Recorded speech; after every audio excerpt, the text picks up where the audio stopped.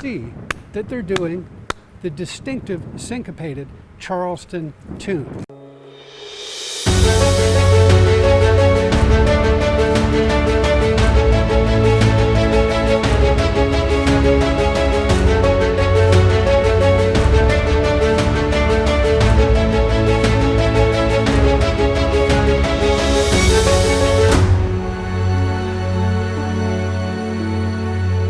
Hi, this is Nick Butler from the Charleston County Public Library, and I'm standing here on Franklin Street on the west side of the Charleston Peninsula. You may not be familiar with Franklin Street, but it's an old street, and it leads you to the old Marine Hospital here behind me. And I wanted to use this site to talk about a 20th century topic for you today that's been a subject, actually it's been the culmination of a series of podcasts that I've done here in the summer of 2020, episodes 166 through 170, where I talk about the history of the Charleston dance and really what it has to do with the city of Charleston itself. And the reason I'm at this location has to do with kind of the climax of this brief podcast series, where here in 1926, B. Jackson, internationally renowned dancer of the Charleston, came to dance with the Jenkins Orphanage Band. And really the purpose of this podcast series was to put this one moment in time into a broader historical context. We can really understand how important that is and how significant this site is for Charleston's music and dance and cultural history in general. So first of all, here on the west side of the Charleston Peninsula, the Ashley River is directly across from me, and 200, 300 years ago at high tide, the Ashley River came up at high tide within just a few yards of where I'm standing. But let's not get too far ahead of ourselves.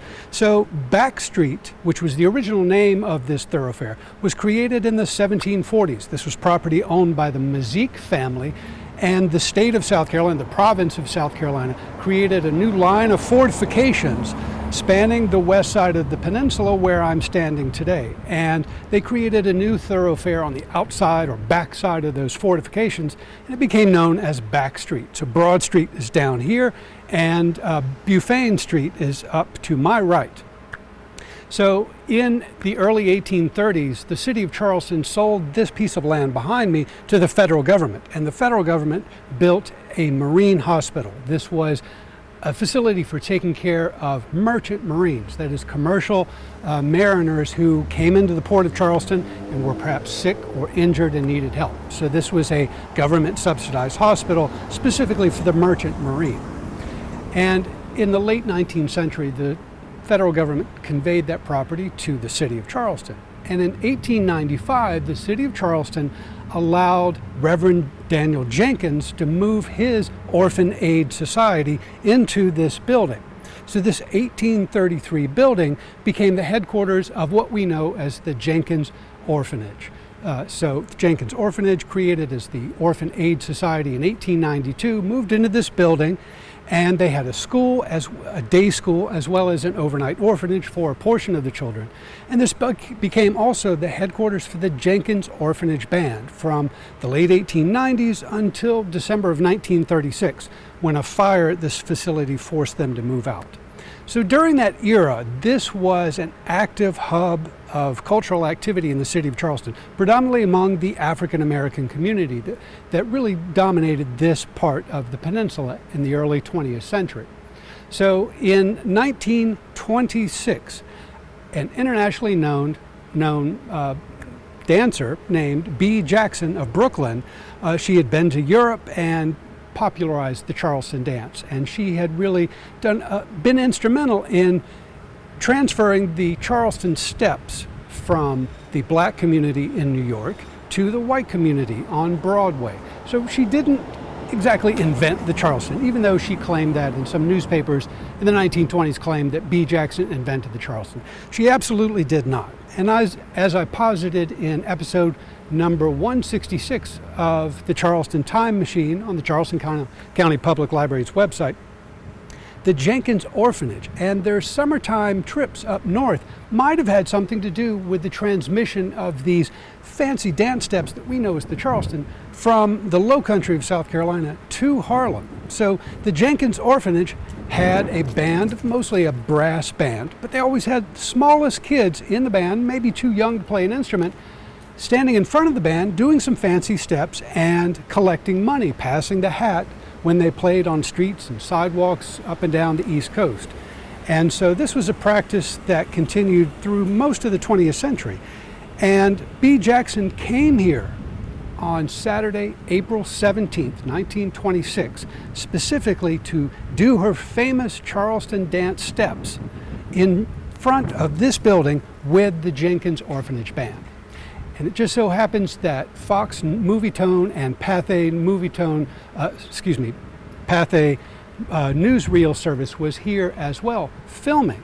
So in 1926, it was a silent film. Fortunately, that silent film has survived at the University of South Carolina Motion Picture Archive, and you can find it on the internet. So if you look at Charleston Time Machine episode number 170, I'm providing a link to that 1926 video. So you can see Bea Jackson standing roughly where I am in front of the Marine Hospital that was at that time the home of the Jenkins Orphanage and the Jenkins Orphanage Band, standing with horn players to her left and right, the snare drum and the cymbal player directly behind her.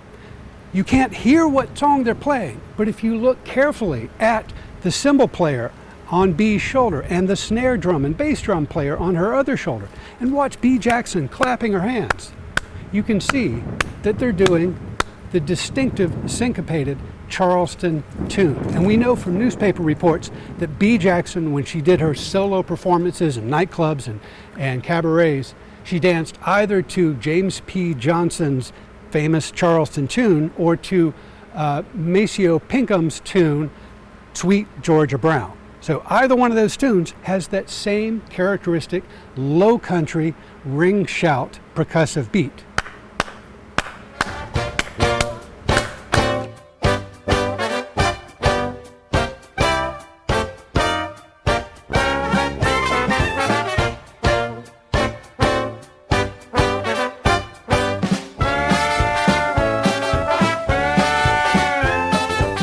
You'll see Bea Jackson doing that beat right here in this silent film.